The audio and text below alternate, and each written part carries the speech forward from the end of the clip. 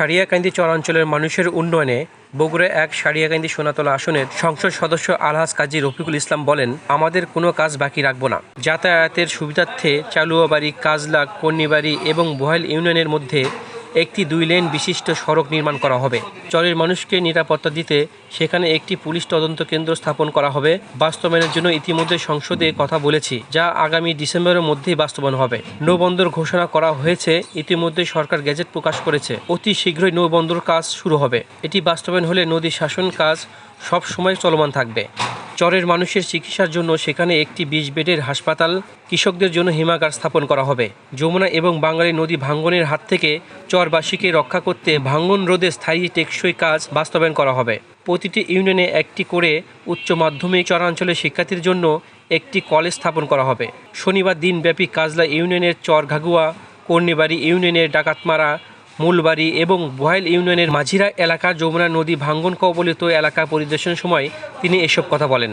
সেই সময় উপস্থিত ছিলেন সারিয়াকান্দি উপজেলা নির্বাহী অফিসার এস.এম. মিকাইল ইসলাম, বগুড়া জেলা পানি উন্নয়ন বোর্ড নির্বাহী প্রকৌশলী মাহবুব হোসেন, সারিয়াকান্দি থানা ভারপ্রাপ্ত কর্মকর্তা আফম আসাদুজ্জামান, উপজেলা বিএনপির সাবেক সভাপতি কাজী এরফানুর রহমান রেন্টু, সাবেক সাধারণ সম্পাদক শাহজাদ হোসেন পল্টন, উপজেলা যুবদলের আহ্বায়ক মহিদুল ইসলাম মুন্সি, সিনিয়র যুগ্ম আহ্বায়ক তারাজুল ইসলাম ফণি, উপজেলা ছাত্র দলের সভাপতি নজরুল ইসলাম নিশান, কাজলা ইউনিয়ন চেয়ারম্যান অধ্যক্ষ রফিকুল ইসলাম।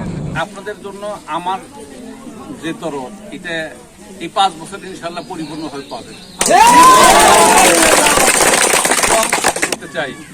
কাজ করতে চাই যমুনা নদীর ভাঙ্গন থেকে আপনাদের পরিপূর্ণভাবে রক্ষা করা। এখন যেটা দেখলাম যে অবস্থা আছে, যাতে এটা আর না ভাঙে সেই ব্যবস্থাটা আমার প্রথম করা।